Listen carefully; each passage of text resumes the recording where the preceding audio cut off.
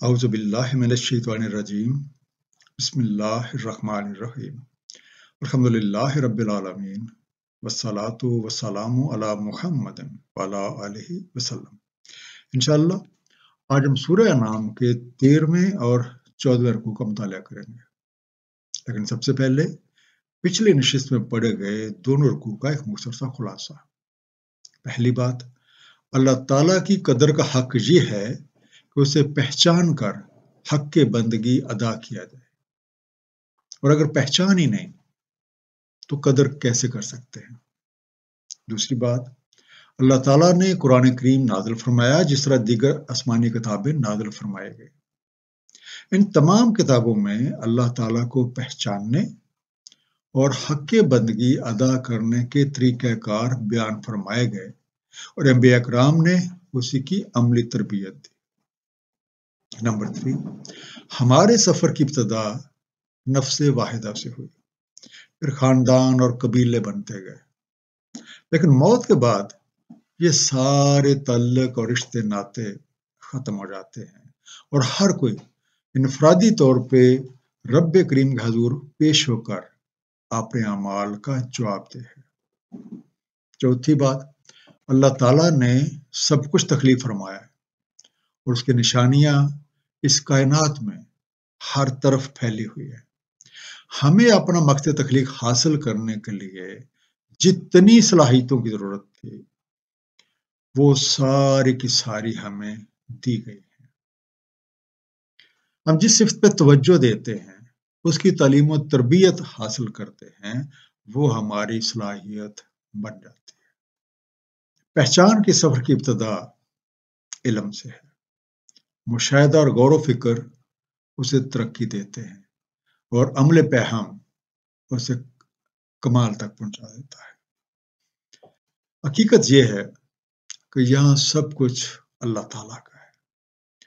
اسی نے یہ کائنات بنائی ہے، اور اسی کے قوانین کے تحت ہر چیز اپنا کام کر رہی ہے، اور انہی قوانین سے ہم آہنگی کا نام کامیابی ہے۔ اس دعا کے ساتھ کہ اللہ تعالیٰ اپنے حبیب نبی پاک صلی اللہ علیہ وآلہ وسلم کے توفیل ہم سب کو قرآن کریم کا صحیح مفہوم عطا فرمائے۔ آئیے مطالعہ قرآن کا آغاز کرتے ہیں۔ سورہ الانعام رکوع نمبر 13 اور 14، جو کہ آیات 101 سے 121 پہ مشتمل ہیں۔ بسم اللہ الرحمن الرحیم۔ بدیع السماوات والارض، عدم سے وجود میں لانے والا آسمانوں اور زمین کو۔ انا یکون لہ ولد ولم تکن لہ صاحبہ، کیوں کر ہو سکتا ہے اس کے کوئی بچہ جبکہ اس کی کوئی صاحبہ ہی نہیں۔ وخلق کل شیء وہو بکل شیء علیم، اور اس نے خلق فرمائی ہر شے، اور وہی ہر شے کا علم رکھتا ہے۔ ذالکم اللہ ربکم، یہ ہے اللہ تعالیٰ رب تمہارا۔ لا الہ الا ہوا خالق کل شیء فاعبدوہ، نہیں کوئی الہ مگر وہی خالق ہے ہر شے کا، بس اسی کی عبدیت کرو۔ وہو علی کل شیء وکیل، اور وہی ہر شے پر وکیل ہے۔ تو سب سے پہلا انڈر لائن لفظ بدیع، ابتداءً بنانے والا، اوریجنیٹر، صاحبہ ساتھ والی، اکمپینین۔ پچھلے رکوع کی آخری آیت میں یہ ذکر ہوا تھا کہ کچھ عقل و فہم سے عاری لوگوں نے مخلوقات کو اللہ تعالیٰ کا شریک قرار دے رکھا ہے، حالانکہ اللہ تعالیٰ احد ہے، اور احدیت میں کوئی شریک نہیں ہوتا۔ وہ ان تمام چیزوں سے پاک ہے جو لوگوں نے خود سے گھڑ رکھی ہے۔ اس آیت میں یہ بات ہمارے سامنے رکھی جا رہی ہے کہ ذرا سوچو تو صحیح کہ جس ہستی نے حکم کن سے اس کائنات کی ہر شے تخلیق کر دی، اس کے بارے میں اولاد کا عقیدہ رکھنا کس قدر غلط اور ناقابل فہم ہے۔ اولاد سلسلہ تولید کا نتیجہ ہوتی ہے، جس کے لیے بیوی کی بھی ضرورت ہوتی ہے، اور وہ ہستی جو اس سلسلہ کائنات کو اپنے علم کی بدولت عدم سے وجود میں لے آئی، اس موجد حقیقی کو اس طرح کی کسی چیز کی کیا ضرورت؟ لہذا اس طرح کی باتیں خود سے گھڑ کے اس کی طرف منسوب کر دینا سراسر غلط اور گستاخی ہے۔ سورہ جن آیت نمبر 3 میں ارشاد ہے، بے شک بہت اعلیٰ شان ہے ہمارے رب کی، نہیں بنا رکھی اس نے کوئی صاحبہ اور نہ ہی کوئی اولاد، وہ خالق اور مالک حقیقی اللہ تعالیٰ ہے، اور وہی تمام مخلوقات کے لیے بحیثیت رب وسائل زندگی مہیا فرما رہے ہیں۔ انہی کے قوانین کے مطابق کارخانہ کائنات چل رہا ہے، لہذا وہی بندگی کے لائق ہیں، اور انہی کے قوانین کی پابندی کرنا ہمارے نجات کا سبب ہے۔ لا تدرک الابصار وہو یدرک الابصار، نہیں ادراک کر سکتی اس کا نگاہیں، اور وہ ادراک کر لیتا ہے نگاہوں کا۔ وہو اللطیف الخبیر، اور وہ لطیف ہے، خبیر ہے۔ قد جاءکم بصائر من ربکم، بلا شبہ آ چکے ہیں تمہارے پاس بصائر تمہارے رب سے۔ فمن ابصر فلنفسہ، پس جو کوئی بصیرت پا لے تو اپنے ہی لیے، ومن عمي فعلیہا، اور جو اندھا رہے تو اسی پر ہے، وما انا علیکم بحفیظ، اور نہیں ہوں میں تم پہ کوئی نگرانے کار۔ تو پہلا انڈر لائن لفظ تدرک، درک سے بنا، اس کو پا سکتے ہیں، گریس پہ۔ ابصار جمع کا صیغہ ہے، بصارت بصیرت امیز باتیں، وینز۔ لطیف باریک بھی، لطافت رکھنے والا، غیر محسوس انداز سے اثرات مرتب کرنے والا، سٹل۔ الخبیر خبردار، باخبر، آل اویئر۔ انسان کے حواس ایک محدود حد تک کام کرتے ہیں، اسی طرح اس کی عقل بھی محدود ہے، اور اسی طرح سے ان دونوں ذرائع سے حاصل کیا گیا علم وہ بھی محدود ہے۔ اللہ تعالیٰ لامحدود ہے، وہ ایسا لطیف ہے کہ محسوسات کے دائرے میں آ ہی نہیں سکتا، اور نہ ہی عقل اور انسانی علم اس کا احاطہ کر سکتے ہیں، اور وہ تو ایسا باخبر ہے کہ ہر چیز سے پوری طرح واقف ہے۔ اب بھلا کوئی محدود شے لامحدود کا ادراک کیسے کر سکتے ہیں، جبکہ لامحدود جب چاہے محدود کا ادراک کر سکتا ہے۔ رب کریم کی نشانیاں اس کائنات میں ہر طرف پھیلی ہوئی ہیں، اور جو کوئی بھی ایک غیر جانبدار ذہن کے ساتھ خلوص نیت سے ان نشانیوں پہ غور و فکر کرتا ہے، وہ اپنے رب کو پہچاننے اور پھر جاننے لگ جاتا ہے۔ ایسا کرنے والا اپنا ہی بھلا کرتا ہے، اور جو کوئی ان نشانیوں سے نظریں پھیرے رکھتا ہے اور عقل و فہم سے کام نہیں لیتا، تو اس کی غلط روش کا نتیجہ اسی کے اوپر ہے۔ اسے کسی طرح سے مجبور نہیں کیا گیا، کیونکہ اس نے اپنا کیا ہوا خود ہی بھگتنا ہے۔ سورہ القلم آیت نمبر 42 میں ارشاد ہے، جس روز کھول دی جائے گی ساکھ اور وہ بلائے جائیں گے سجدے کو، تو یہ نہیں استطاعت پائیں گے۔ ان کی نگاہیں جھکی ہوئی، ان پہ ذلت چھائی ہوئی، تحقیق بلائے جاتے رہے یہ سجدے کو، اور یہ صحیح سالم تھے۔ وَكَذَلِكَ نُصَرِّفُ الْآيَاتِ، اور اسی طرح ہم تصریف کرتے ہیں نشانیوں کی، وَلِيَقُولُوا دَرَسْتَ وَلَنُبَيِّنَهُ لِقَوْمٍ يَعْلَمُونَ، تاکہ وہ کہیں آپ نے درس لیا ہے، اور تاکہ ہم نمایاں کر دیں علم رکھنے والی قوم کے لیے۔ اتَّبِعْ مَا أُوحِیَ إِلَیْکَ مِن رَبِّک، اتباع کرتے رہیں جو وحی آئی آپ کی طرف آپ کے رب سے۔ لا الہ الا ہو وَأَعْرِضْ عَنِ الْمُشْرِکِینَ، نہیں ہے کوئی الہ سوائے اس کے، اور اراض برتے مشرکین سے۔ پہلا انڈر لائن لفظ درستہ، آپ نے پڑھا ہے، یو ہیو اسٹڈیڈ۔ عارض منہ پھیر لیں، ٹرن اوے۔ رب العالمین کا فرمان ہے کہ ہم اپنی نشانیوں کو بار بار مختلف انداز سے سامنے لاتے ہیں تاکہ ان کا ہر پہلو واضح ہو جائے، اور یہ کہہ اٹھیں کہ اے پیغمبر آپ نے خوب پڑھا ہے۔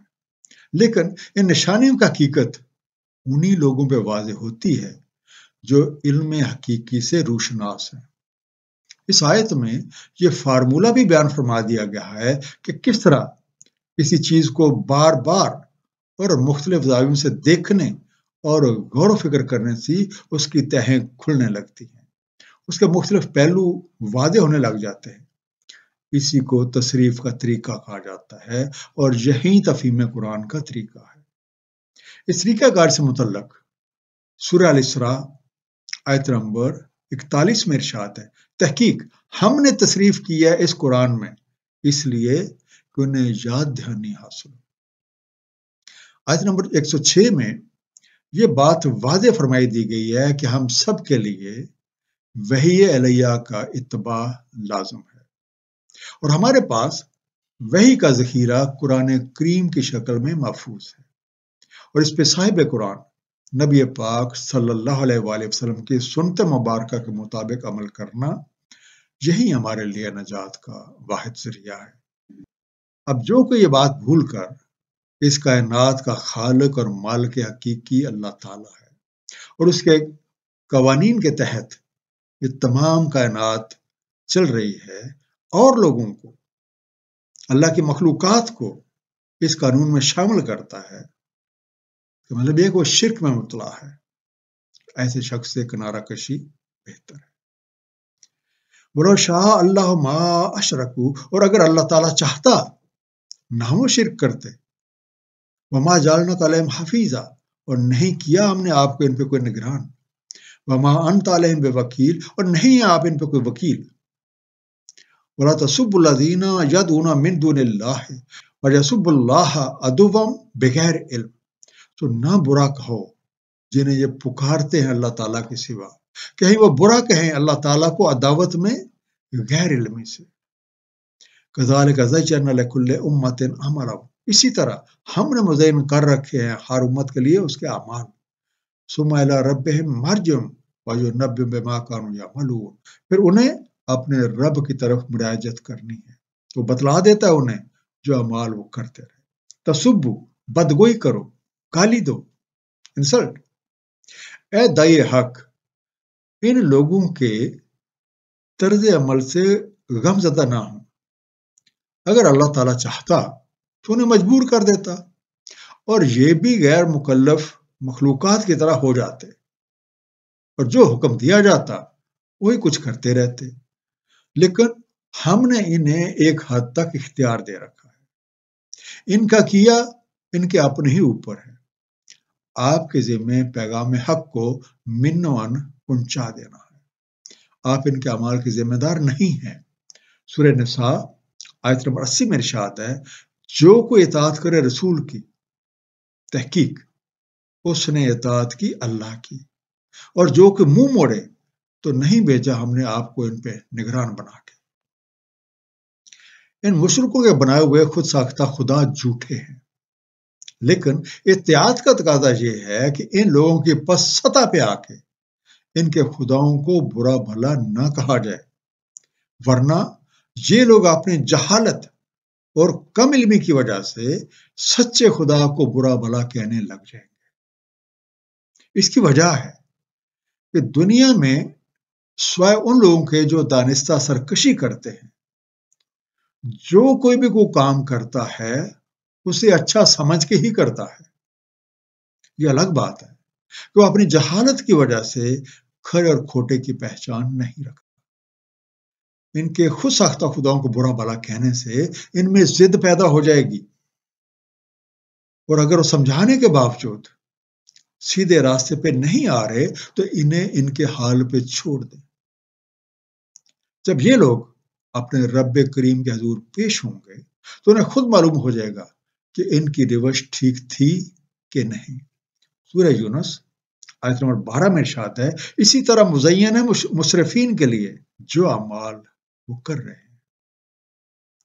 व अक़समु बिल्लाह जहदा ऐमानिहिम लइन जाअतहुम आयतुन ला युमिनुन बिहा, उन्होंने कसमें खाई अल्लाह की बड़े जोर से कि अगर आ जाए इनके पास कोई निशानी तो वो जरूर ईमान लाएंगे उसका। कुल इन्नमल आयातु इंदल्लाह वमा युशरिकुम अन्ना इज़ा जात ला युमिन, कह दें निशानियां तो अल्लाह ताला के पास है और तुम्हें क्या शऊर कि जब वो आ जाती हैं नहीं ये ईमान लाते। वनुक़ल्लिबु अफ़इदातहुम व अबसारहुम, ہم پلٹ دیتے ہیں ان کے افادہ اور ان کی نگاہوں کو. کمالم یومنو بہی اول مرۃ ونذرہم فی طغیانہم یعمہون، اور جس طرح وہ نہ ہی مان لے اس کا پہلی بار، ہم چھوڑ دیتے ہیں انہیں اپنی سرکشی میں حیران و پریشان. یشرو کو تم شعور رکھتے ہو، نقلب ہم الٹ پھیر دیتے ہیں. اولا مرہ پہلی بار، فرسٹ ٹائم. طغیانہم ان کی طغیانی، ان کی منہ زوری، ان کی سرکشی، the transgression. یعمہون اندھا دھند پھرتے، bending blindly. ان مشرکین نے بڑے زوروں سے اللہ کی قسمیں کھائیں کہ اگر ان کے پاس اللہ تعالیٰ کی کوئی نشانی آ جائے تو وہ ضرور اس پہ ایمان لائیں گے. ایسے لوگوں سے کہہ دے کہ نشانیاں بھیجنے یا نہ بھیجنے کا فیصلہ اللہ تعالیٰ کے پاس ہے، میرے ذمہ تو صرف تمہیں پیغام حق پہنچا دینا ہے. ہو سکتا ہے کچھ مسلمان بھی یہ خیال کریں کہ اگر ان لوگوں کو کوئی نشانی دکھا دی جاتی، کوئی معجزہ پیش کر دیا جاتا تو ہو سکتا ہے یہ ایمان لے آئے. یاد رکھو، تم لوگوں کو ان مشرکوں کی دلی حالت معلوم نہیں ہے. یہ وہ لوگ ہیں جو نشانیاں ان کے ارد گرد پائی جا رہی ہیں، خود ان کی اپنی ذات میں پائی جا رہی ہیں، یہ تو اس پہ بھی غور و فکر کرنے کو تیار نہیں. اور حقیقت یہ ہے کہ اگر ان کی من چاہی نشانی بھی ان کے سامنے لا کھڑی کی جائے، یہ ایمان نہیں لانے. ماضی میں بھی بہت سی قوموں نے نشانیوں کا مطالبہ کیا، اور جب وہ نشانی انہیں دکھا دی گئی پھر بھی ایمان نہ لائے. اور اس کی ایک مثال حضرت صالح اسلام کی قوم کا اونٹنی کا معجزہ ہے. وَلَوْ أَنَّ اللَّهَ نَزَّلْنَا إِلَيْهِمُ الْمَلَائِكَةَ، اور اگر ہم نازل کر دیتے ان پہ ملائکہ، وَكَلَّمَهُمُ اللَّهُ الْمَوْتَى وَأَحْيَيْنَا لَهُمْ كُلَّ شَيْءٍ قُبُلًا، اور کلام کرتے ان سے مردے اور ہم اکٹھا کر دیتے ان کے لیے ہر شے ان کے سامنے. مَا كَانُوا لِيُؤْمِنُوا إِلَّا أَن يَشَاءَ اللَّهُ، نہ تھے یہ ایمان لانے والے الا یہ کہ اللہ تعالیٰ چاہتا. وَلَٰكِنَّ أَكْثَرَهُمْ يَجْهَلُونَ، لیکن ان میں سے اکثر جہالت میں پڑے ہوئے. قبلاً آمنے سامنے، فیس ٹو فیس. یجہلون جہالت میں ہے، اور اگنورینٹ. جہل سے مراد غیر واضح معاملات کی واقفیت حاصل کیے بغیر ان میں پیش قدمی کرنا ہے. اس کا بنیادی مفہوم علم کی ضد، ہلکا پن اور بے اطمینانی ہے. جاہل سے مراد وہ لوگ ہیں جو احکامات خداوندی اور اس کے قوانین کو سنجیدگی سے نہ لیں اور انہیں مذاق ہی سمجھیں. ان منکرین حق کی ضد اور ہٹ درمی کا تو یہ عالم ہے کہ اگر ہم بطور نشانی ان پہ فرشتے نازل کر دیں یا مردے اٹھ کے ان سے کلام کریں اور ان کو حقیقت حال سے آگاہ کریں اور ان کی آنکھوں کے سامنے وہ تمام چیزیں لا کھڑی کی جائیں جس کا یہ وقتاً فوقتاً مطالبہ کرتے رہتے ہیں، تب بھی یہ ایمان نہیں لانے والے الا یہ کہ اللہ چاہے. ان میں سے اکثر لوگ جہالت سے کام لے رہے ہیں. یہ وہ طریقہ کاری اختیار نہیں کر رہے جو ایمان لانے کے لیے ضروری ہے، اور وہ ہے حق کا طالب ہونا. یہ لوگ نہ تو علم سے کام لیتے ہیں اور نہ ہی رب کریم کی نشانیوں پہ غور و فکر کرتے ہیں. انہوں نے اس دنیا کو ہی اپنا مطلوب و مقصود قرار دے رکھا ہے اور اسی کی خاطر دن رات مصروف رہتے ہیں. اللہ تعالیٰ ظلم کرنے والوں، اسراف کرنے والوں اور ناشکروں کو ہدایت نہیں فرماتا، بلکہ ہدایت اس کو ملتی ہے جو ہدایت کا طالب ہوتا ہے. سورہ حج آیت نمبر 16 میں ارشاد ہے، اور یہ کہ اللہ تعالیٰ ہدایت فرماتا ہے جو کوئی ارادہ کرتا ہے. وَكَذَلِكَ جَعَلْنَا لِكُلِّ نَبِيٍّ عَدُوًّا شَيَاطِينَ الْإِنسِ وَالْجِنِّ، اور اسی طرح ہم نے کر دیا ہر نبی کے لیے عداوتی شیاطین انس و جن. یوحی بعضهم الی بعض زخرف القول غرورا، وہی کرتے ہیں ایک دوسرے کو ملمہ کی ہوئی باتیں فریب دینے کو. لو شاء ربک ما فعلوا فذرهم وما یفترون، اور اگر آپ کا رب چاہے نہ کریں گے اس کو، بس چھوڑ دیں انہیں اور جو افطرا یہ کر رہے ہیں. ادوف دوری اختیار کرنے والے. ادوف سے مراد ہوتا ہے جن لوگوں کے ساتھ ذہنی عدم مطابقت ہو، اینٹاگونسٹ. زخرفہ سجاوٹی، چکنی چپڑی، ڈیکوریٹو. غرورن جھانسا، جل، ڈسپشن، فذرہم بس چھوڑ دیں ان کو، تو لیو دیم۔ ہر نبی کے دور میں اسی طرح کے شیطانی صفات کے حامل لوگ موجود تھے اور انہوں نے اپنے نبی سے دوری اختیار کیے رکھی، ان نبیوں کی باتوں پہ کوئی توجہ نہ دی اور اپنے خود ساختہ رسموں اور عقائد پہ ہی قائم رہنے کو ترجیح دی، اور ایک دوسرے کو خوش آئند، چکنی چپڑی اور پرفریب باتیں جو ہیں وہ اشاروں کرایوں میں پہنچاتے ہیں۔ حالانکہ اگر اللہ تعالیٰ چاہتا تو یہ ایسا نہ کر سکتے تھے۔ اس لیے اے داعی حق، آپ ان کے بارے میں پریشان نہ ہوں، آپ اپنا کام کیے جائیں اور ان کو ان کے حال پہ چھوڑ دیں۔ وَلِتَصْغَىٰ إِلَيْهِ أَفْئِدَةُ الَّذِينَ لَا يُؤْمِنُونَ بِالْآخِرَةِ، تاکہ مائل رہیں اس کی طرف افادہ جو نہیں ایمان رکھتے آخرت کا۔ وَلِيَرْضَوْهُ وَلْيَقْتَرِفُوا مَا هُمْ مُقْتَرِفُونَ، تاکہ یہ راضی رہیں اسی پہ اور یہ کیے جائیں جو کچھ یہ کر رہے ہیں۔ أَفَغَيْرَ اللَّهِ أَبْتَغِي حَكَمًا وَهُوَ الَّذِي أَنزَلَ إِلَيْكُمُ الْكِتَابَ مُفَصَّلًا، تو کیا کسی غیر اللہ کو تلاش کروں حکم کرنے کو؟ اور وہی ہے جس نے نازل فرمائی تمہاری طرف کتاب مفصل۔ وَالَّذِينَ آتَيْنَاهُمُ الْكِتَابَ يَعْلَمُونَ أَنَّهُ مُنَزَّلٌ مِّن رَّبِّكَ بِالْحَقِّ، اور جنہیں ہم نے دی ہے کتاب انہیں معلوم ہے یہ نازل کی گئی ہے تمہارے رب کی طرف سے حق کے ساتھ۔ فَلَا تَكُونَنَّ مِنَ الْمُمْتَرِينَ، سو نہ ہو جاؤ تم تردد کرنے والوں سے۔ لِتَصْغَىٰ، تاکہ جھکے رہیں، so that they incline۔ سغاؤ سے مراد ہوتا ہے کسی کمی یا کوتاہی کی وجہ سے کسی طرف مائل ہو جانا۔ لِيَقْتَرِفُوا، تاکہ وہ کرتے رہیں، so that they may commit۔ اب تاکہ میں تلاش کروں، میں ڈھونڈوں، مفصلہ تفصیل کے ساتھ ایک ایک چیز واضح کر دینا، ایکسپلین ان ڈیٹیل۔ ان شریر لوگوں کو ان کے حال پہ چھوڑ دینے میں بھی حکمت ہے۔ ان کی چکنی چپڑی باتوں سے صرف وہی لوگ فریب کھاتے ہیں جو آخرت پہ ایمان نہیں رکھتے، اس لیے ان کے دل خوشنما دھوکوں کا شکار ہو جاتے ہیں اور یہ ان کا اپنا انتخاب ہے۔ حالانکہ اگر وہ کچھ عقل و سمجھ سے کام لیتے تو حقیقت حال جان لیتے۔ بہرحال انہیں انتخاب کی آزادی دی گئی ہے، اب جو کمائی وہ کرنا چاہتے ہیں کر لیں۔ اے داعی حق، ان فریب خوردہ لوگوں سے کہہ دیں، کیا میں اللہ تعالیٰ کو چھوڑ کے کسی اور کو تمہارے لیے بطور حاکم تلاش کروں؟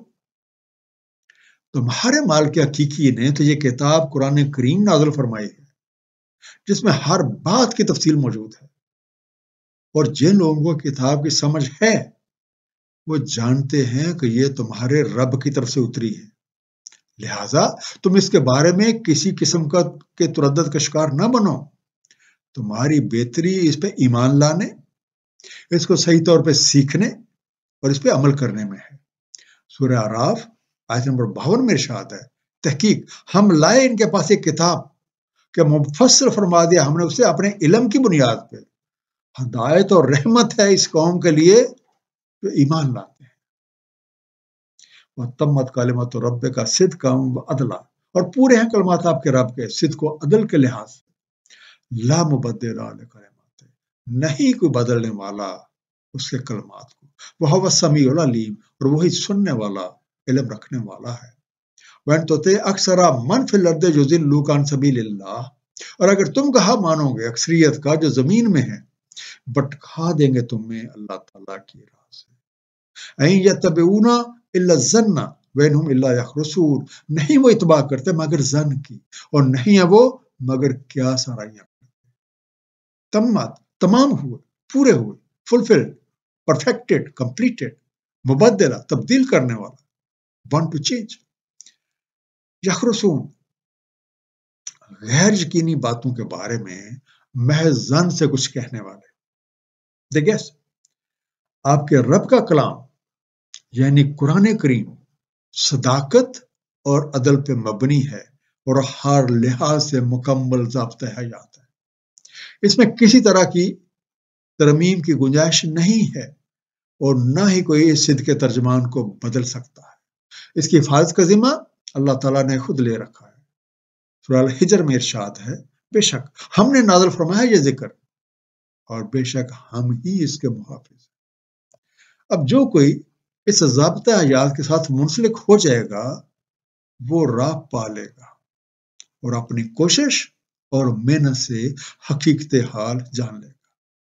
اکثر لوگ حقیقت سے ناآشنا ہیں، ان کے پاس نہ تو کوئی مستند حوالہ ہے اور نہ ہی حقیقی علم، وہ محض اپنی عقل کی پیروی کر رہے ہیں، اس لیے جو کوئی بھی ان کی بات مانے گا وہ بھی انہی کی طرح کا ہو جائے گا۔ ان ربک هو اعلم من یضل عن سبیلہ، بے شک آپ کے رب کو خوب علم ہے جو کوئی بھٹکا ہوا ہے اس کی راہ سے، وہ اعلم بالمہتدین، اور اسے خوب علم ہے ہدایت یافتگان۔ فَكُلُوا مِمَّا ذُكِرَ اسْمُ اللَّهِ عَلَيْهِ إِن كُنتُم بِآيَاتِهِ مُؤْمِنِينَ، تو کھاؤ اس سے ذکر کیا گیا نام اللہ کا جس پہ اگر تم اس کے نشانیوں کا ایمان رکھتے۔ اب اللہ تعالیٰ سے زیادہ کون جانتا ہے کہ کون ہدایت کی راہ پہ ہے اور کون اس راہ سے دور ٹامنگ ٹوئیاں مار رہا ہے۔ اصل راہ وہی ہے جس کی نشاندہی اللہ تعالیٰ نے قرآن کریم میں فرما دی ہے، اور اسی پہ نبی پاک صلی اللہ علیہ وسلم کی سنت مبارکہ کے مطابق چلنے میں کامیابی ہے، اور اسی راہ کو قرآن کریم نے صراط مستقیم کہا ہے۔ آیت نمبر 117 سے ملتی جلتی آیت سورہ القلم کی آیت نمبر 7 ہے۔ اس میں ارشاد ہے، بے شک آپ کا رب وہ خوب علم رکھتا ہے کون بھٹکا ہوا ہے اس کی راہ سے، اور وہ خوب علم رکھتا ہے جو راہ پہ ہے۔ لوگو، اگر تم اللہ تعالیٰ کی نشانیوں پر ایمان رکھتے ہو تو جان لو وہی ہر چیز کا خالق اور مالک ہے۔ اس لیے تمام وسائل زندگی کو، غرض ہر چیز کو کیئر آف اللہ استعمال کرو، کیونکہ وہ حقیقی مالک ہے، تم صرف یوزر ہو۔ وَمَا لَكُمْ أَلَّا تَأْكُلُوا مِمَّا ذُكِرَ اسْمُ اللَّهِ عَلَيْهِ، اور کیا ہے تمہیں کہ نہیں کھاتے اس سے ذکر کیا گیا نام اللہ کا جس پہ؟ وَقَدْ فَصَّلَ لَكُمْ مَا حَرَّمَ عَلَيْكُمْ إِلَّا مَا اضْطُرِرْتُمْ إِلَيْهِ، تحقیق تفصیل بتا چکا ہے تمہیں جو حرام ہے تم پہ، اللہ یہ کہ تم مضطر مجبور ہو جاؤ اس کے لیے۔ وَإِنَّ كَثِيرًا لَا يُضِلُّونَ بِأَهْوَائِهِمْ بِغَيْرِ علم، اور بے شک اکثر بھٹکاتے ہیں اپنی خواہشات بغیر کسی علم کے۔ ان ربک هو اعلم بالمعتدین، بے شک آپ کے رب کو خوب علم ہے تعدی کرنے والوں کا۔ فصلہ تفصیل بتا دی گئی، حدود واضح کر دی گئی، ایز ایکسپلینڈ ان ڈیٹیل۔ اے لوگو، تمہیں کیا ہو گیا کہ تم لوگ چیزوں کو کیئر آف اللہ استعمال نہیں کرتے؟ حلت اور حرمت کی تفصیلات تمہیں واضح طور پہ بتا دی گئی ہیں، اور کن شرائط کے تحت اور کن حالات کے اندر حرام کو بھی بقدر ضرورت استعمال میں لایا جا سکتا ہے وہ بھی بتا دی گئی ہے۔ لوگوں کے بہکاووں میں نہ آؤ، کیونکہ اکثر لوگ اپنی بے علمی کی وجہ سے اپنی خواہشات یعنی اپنی ذاتی پسند اور ناپسند کی بنیاد پہ لوگوں میں گمراہی پھیلاتے ہیں۔ ان کا اصل مقصد لوگوں کو اللہ کی راہ سے دور کر دینا ہے۔ حلال اور حرام قرار دینا اللہ تعالیٰ اور اس کے رسول کی صوابدید ہے۔ اللہ تعالیٰ کو ایسے لوگ خوب معلوم ہیں جو مقرر کردہ حدود کو از خود آگے بڑھاتے رہتے ہیں یا ان کو بدلتے رہتے ہیں۔ ضرورت اس امر کی ہے تم ان سے خبردار رہو اور ان سے اپنا دامن بچا کے رکھو۔ وَذَرُوا ظَاهِرَ الْإِثْمِ وَبَاطِنَهُ، اور چھوڑ دو ظاہری اور باطنی گناہ۔ ان الذین یکسبون الاسم سیجزون بما کانوا یقترفون، بے شک جو گناہ کماتے ہیں وہ جزا پائیں گے اس کی جو وہ کرتے رہے۔ ولا تاکلوا مما لم یذکر اسم اللہ علیہ وانہ لفسق، اور مت کھاؤ اس سے نہیں ذکر کیا گیا نام اللہ کا جس پہ، اور بے شک یہ فسق ہے۔ وَإِنَّ الشَّيَاطِينَ لَيُوحُونَ إِلَىٰ أَوْلِيَائِهِمْ لِيُجَادِلُوكُمْ، اور بے شک شیاطین وہی کرتے ہیں اپنے دوستوں کو تاکہ وہ تم سے جدل کریں۔ وَإِنْ أَطَعْتُمُوهُمْ إِنَّكُمْ لَمُشْرِكُونَ، اور اگر تم نے ان کی اطاعت کی تب تم بھی مشرکوں میں سے ہو جاؤ گے۔ لَيُوحُون دلوں میں بات ڈالتے ہیں، سجاتے ہیں، شورلی انسپائر۔ اہل ایمان احتیاط کا تقاضا یہ ہے کہ جو حدود و قیود اللہ تعالیٰ اور اس کے حبیب نے مقرر کی ہیں ان کی محض رسمی طور پہ پیروی نہ کرو، بلکہ ان کی حقیقت کو سمجھو اور اس حکمت کو جانو جس کے تحت یہ حدود مقرر ہیں۔